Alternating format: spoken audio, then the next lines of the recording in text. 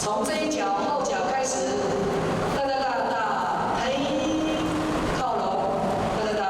嘿。在台頂指導歌戲當中小生的新大卡步，國寶級歌戲藝術家孫翠鳳來到台南的戲秀藝術館，以萬聲音為題舉辦講座，分享一檔歌戲舞台經驗，講到聲音安怎成為角色靈魂，以及明華園演變的歷史。即賣歌戲佇個明華園，阮這個藝術家族大家努力之下呢，97年行過來，什麼款的場面，什麼款的環境，阮攏無過。大家了解這個歷史以外，甚至大家看到講，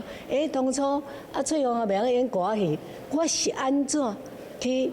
參加因，安怎互因訓練。2026台南文學季對現版概念出發，把城市當中的聲音、影像、甲故事變成文學的一部分。下個活動將透過講座、工作坊、文學營以及親子共讀等方式陸續展開。現版的上市在場呢，現版的上市其實是很有台南味、非常有行動力的一個